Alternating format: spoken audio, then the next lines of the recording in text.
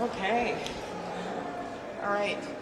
Well, thank you, everyone. We stand here with these people of courage, with freedom fighters who came to Washington, D.C.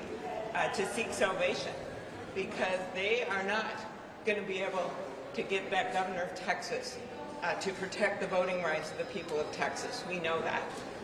In fact, instead of trying to make it easier for people to vote, the governor and the Republicans in the legislature has done everything to make it harder, including threatening these legislators over and over again, and they are standing their ground just as we are standing our ground. We know what the Texas bill would do and why this is all about a concerted effort, not just in Texas, as Reverend Warnock will tell you, in Georgia, that this is going on all over the country to the point that we now have, since the beginning of the year, 22 laws to restrict voting have been enacted in 14 states, with the Texas Senate's passage of SB 1 yesterday. A total of 32 bills to roll back the right to vote have passed at least one chamber of the legislature. So when people ask us why we have put forward the For the People Act, which is the first bill to be introduced in the Senate, authored by Senator Merkley and supported strongly by the chair of the Rules Committee, why we led with this bill. It is because we could see this coming. Most political parties in the past, when they lose an election, what do? They think, how can I change my policies to reach out to our voters? How can I change my candidates? What did they do? They said, how can we change the voters? How can we stop people from voting who voted before? And we all know the history with Texas, which you are about to hear. But this was a state, one of my best examples was that they had one ballot drop box in Harris County, where Houston is located, one drop box in a county of over 5 million people. The analogy in my state would be one ballot box in the entire state for drop-off ballots where people would have to go. This isn't right, and that's why the For the People Act is about ensuring the freedom of people to vote, getting dark money out of politics, and making sure that there are ethical standards that politicians have to live up to. This is about basic national voting standards. What I love about this bill is it is firmly grounded in the Constitution. The Constitution of the United States says that the Congress has the right to make or alter federal election laws. So as we pursue this bill and the positive negotiations that we have had with Senator Manchin, at the same time, the House is taking the lead with the John Lewis voting rights bill, which will then come to the Senate in the fall. These are serious efforts. And we are not just staying in the hallways of this place. We are actually going out on the road for the first time in over 2 decades. The Senate Rules Committee is doing a field hearing. Woo!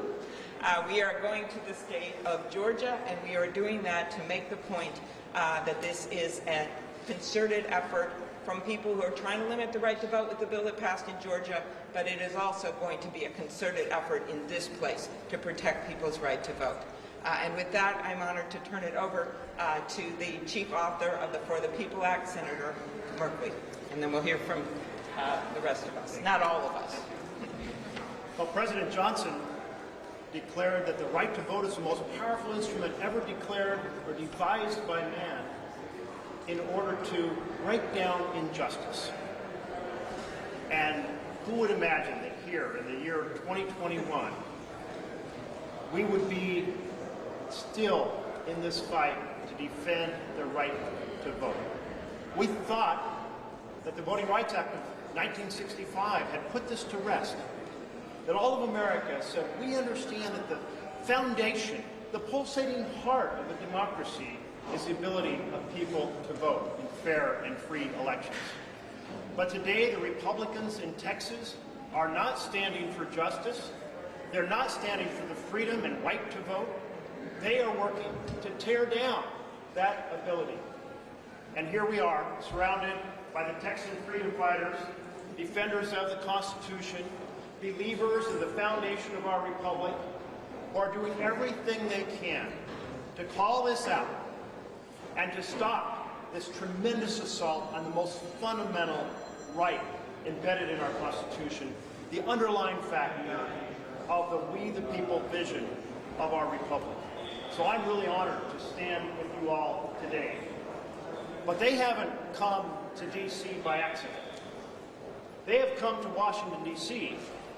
because we have a responsibility, the senators in this building, to set basic national standards to protect the right to vote all across this country. The assault on the right to vote isn't just a Texan challenge. It's under assault in state after state after state after state, motivated by the big lie that President Trump put forward and supported by a corrupt search for power at the expense of principle. So we hear your call. We are going to fight in this chamber to establish those basic national standards to protect the citizens of Texas, to protect the citizens of every single state. Yesterday, President Biden spoke to the nation, and he made it very clear that we have to act in Congress to defend the right to vote. And that's exactly what we are going to figure out how to do in partnership with citizens across this land. Very good. Thank you. We're going to hear from Reverend Warnock next. Senator Warnock. Thank you. I'll take the senator and the reverend. Let us be very clear. The single most important thing that the Congress and the President can do this Congress is to pass voting rights. I know that we have debates on a range of issues that are critically important. Some issues like climate change represent a real existential threat. We're concerned about health care, education, a whole range of issues. But we Americans live in a house that democracy built. And right now that house is on fire. Okay. And so we've got to have federal standards that push against what we are seeing in Texas and what we are seeing in Georgia. This is a shameless, unabashed assault on people's voting rights. And voting rights is not just a political issue, this is a moral issue because the vote, in essence, is really about your voice. And your voice is about your humanity. So I want to thank these Texas legislators for coming up because in a real sense they are fighting for our humanity. They're trying to make sure that the voices of the people are not squeezed out of their own democracy. The only reason any one of us can be here in the Senate to argue about anything is because somebody voted for us. That's the only reason we're here. And so if we don't protect the voices of the people who sent us here, we will have failed to do our job. And so I submit that failure is not an option. We have to pass voting rights no matter what. We have to pass voting rights this Congress. No Senate rule supersedes people's constitutional rights. And so I'm grateful to all of you. Thank you so much for coming. Since Senator Klobuchar reminded you of my other day job, let me say that St. Augustine, the great father of the Christian church, the North African bishop, said that hope has two lovely daughters. They are both lovely. Anger and courage. Anger with the way things are, and courage to see that they do not remain as they are. This is a 911 emergency. We saw the Supreme Court gut Section 4 of the Voting Rights Law in 2013 in Shelby versus Holder. We saw a law that's already been hobbled, further crippled last week. We see what's happening in Georgia, making it hard for disabled people, poor people, working people to make it to the polls, as if voting is a privilege and not a right. And it's time for the Senate to pass something and send it to the president's desk. Thank you. Thank you so much, Raphael. And last but not least, Nicole Collier, who is the chair of the Texas Legislative Black Caucus, one of the many incredibly courageous legislators that we just met with. We'll say a few words. Well, thank you, Senator. We are here, and we get asked quite often, you know, why did you leave the state of Texas? And we get asked, what is at stake? Well, let me tell you, we understand what is at stake. We know that the future of voting for our families, for our children, and our future is at stake. And unless we take action, unless we see model legislation passed, our voices will be silenced. Many of us, over 50 Democrats, left the state of Texas to break quorum to come to Washington, D.C. and support the efforts to pass the For the People Act. We left our families, our full-time jobs, to be here and make sure that everybody has that chance to have their voices heard. Now, let me tell you something. Governor Abbott would have you think that voting is reserved for those who are members of an exclusive club. But voting is not for just the elite. Voting is for the people. And that's why we need the For the People Act. I remember Rosa Parks saying she didn't ask for all of this, but she didn't realize what she was doing when she refused to give up her seat. And some of us may not understand the gravity and the impact that we are making across this nation. But it is a great movement, just like she started. And we're going to continue that. And we invite those that Senator Klobuchar mentioned, those states that are also under attack, we invite you to join us in Washington. Take a stand for democracy. Come let the senators know that we support their efforts to pass the For the People Act, because without them, we will be silenced and we will not have any opportunity to have model legislation across this nation. So we want to thank you. We want to thank our senators for continuing the conversation, for continuing to work together, because we didn't have that in Texas. Our Republican legislators, they did not want to work with us. No, they wanted to spend 23 hours and hear from over 500 people. 400 of them were against the measure that they were hearing, and only 65 for it. And they ignored the voices of the people. And we will not allow that. We will not back down. We will not stand down, but we will stand up for our democracy. That's right. Thank Very you. good. All right. Anyone have questions of any of us? Another question for Senator Warnock. You said that voting rights is the most important thing this Congress can do in a 911 emergency. President Biden is making his first visit to the Capitol to address the caucus in person today. But he's not here to talk about voting rights. He's here to talk about infrastructure and climate and his spending plans. I'm disappointed that that's why he is coming here today. He's not talking about voting rights. No, I'm not disappointed. We can walk and chew gum at the same time. I'm not saying that we pass voting rights, and by doing so, we can't do anything else. I'm saying that just because we're doing these other things doesn't mean we can't pass voting rights. And so I've had an opportunity to talk to the president about this. I think you saw in his speech yesterday that he shares the sense of urgency that I'm expressing on this issue. And I think we've got to make sure that we get this done. And I think all of us have talked to the president, to the vice president, as Reverend Warnock noted, about this, and they are devoted to this. Just look at what happened yesterday, including a meeting with the Texas legislators. So they are leading on this, just as they are leading on the infrastructure package that's so important. Representative Collier, are you pleased with the president's engagement? Yes, in fact, the fact that he's speaking about it and promoting involvement and rallying support behind passing federal voting rights legislation, that's very encouraging, and that helps us stay in the fight as well.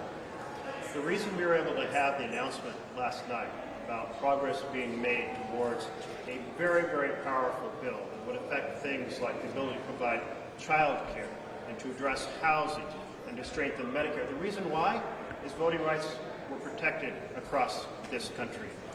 So what we're saying is that if we fail to protect the right of the people, we will not have other opportunities to address the fundamental issues facing America. That's why this is so important.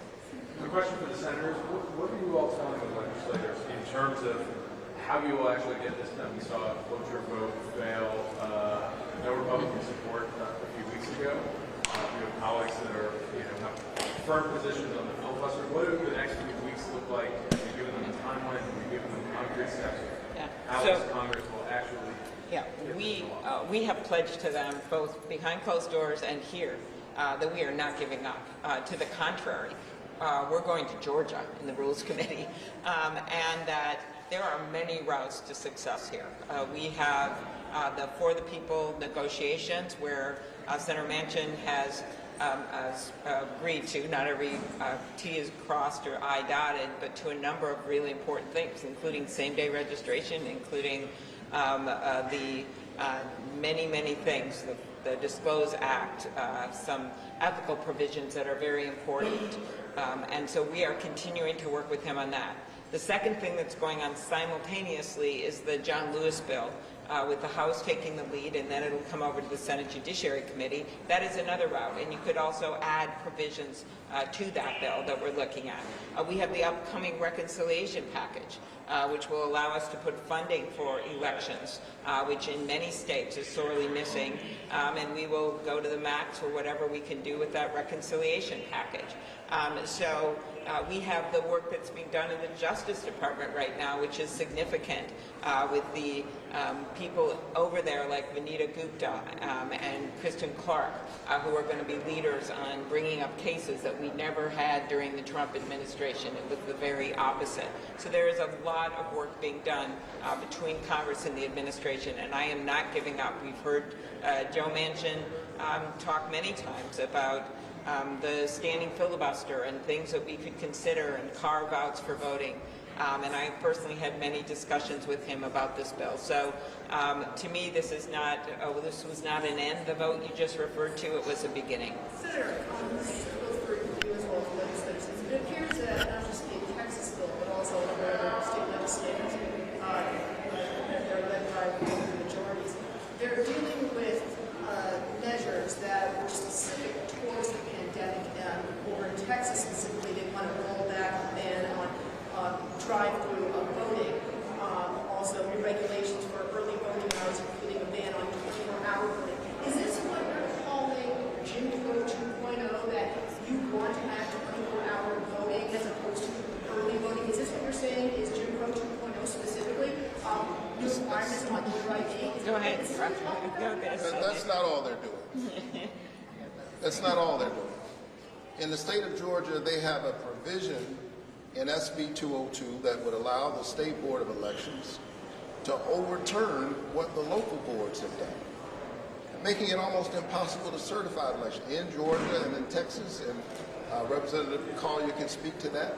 There is a provision in the bill that allows volunteers who are working at the polls to be harassed by so-called poll watchers. There's a smorgasbord of provisions in these bills with the intent of making it difficult for certain parts of the electorate to vote. Some people don't want some people to vote. That's what this is about. That's what this.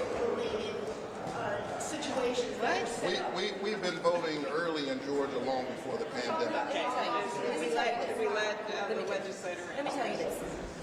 Texas had one of the highest voter turnout in the last election, and our Republican-appointed Secretary of State said that those elections were safe and secure and successful. So any type of effort to reduce it, now let me tell you, suppression is not always overt. It can be subtle. Subtle in the forms of empowering partisan poll watchers who get a warning before they can be removed from the polling locations, but those poll workers face immediate criminal sanctions. So we're not saying that, we don't even have to say it, we just tell you the provisions of these bills, and you can know for yourself that they're not interested in fairness. They don't want these elections to be free. They want you to fill out a whole bunch of red tape and then cancel your ballot if you make a mistake. They want to criminalize poll workers who make simple mistakes. So we're angry and we have courage. That's right. And I would remind you, Minnesota has the highest voter turnout in the country. And we have elected Republican governors and Democratic governors and Jesse Ventura. And That was with the highest voter turnout. So what is that? My answer there, and then we'll take one more question. The answer there is it doesn't necessarily benefit one party or another sometimes. Let's be honest. What it does is people are part of the process. They get to vote. They're part of the democracy. They're not shut out for no reason. Actually, no matter who wins. So, Senator, the Texas Democrats and the measure that they have taken to come up here in the middle of the session, how did that strike you? it struck me as an act of courage, as people who said we have fought the fight here. We have done everything we can. And just as happened in the 1960s, when people were being denied jobs and they were being denied housing and they were being denied education, at some point, and yes, Lyndon Johnson and his vice president, Minnesotan Hubert Humphrey, understood this. And they said at some point, the federal government steps in. That's our job. And so I don't know how much clearer you could make it than have them actually come to the place where it is their only point of salvation, because their governor is not going to do it for their people. We're actually handing the baton Yes. to our Senate colleagues, to our Senate members to finish this race for us. Yeah. You know, we can see these rooms down the hall, which we often occupy to work on policy. But you know what really makes an impact? It's when people who are on the front line from across America come here to the Capitol and share their experiences. And that's what these Texas legislators have done. And I'm so pleased and proud that they have come to share the exact provisions that in Texas are designed to rip off their vote, including attacking registration, attacking early voting, attacking curbside voting, attacking vote by mail. Oregon led the country in vote by mail. Yes. But who else did? Utah, a Republican state. And it has served well every citizen of the country to have their voice heard in the direction our country goes. And that's what we're fighting for, the vision of our Constitution. All right. Very good. From the North Star State to the Lone Star State. Thank you very much.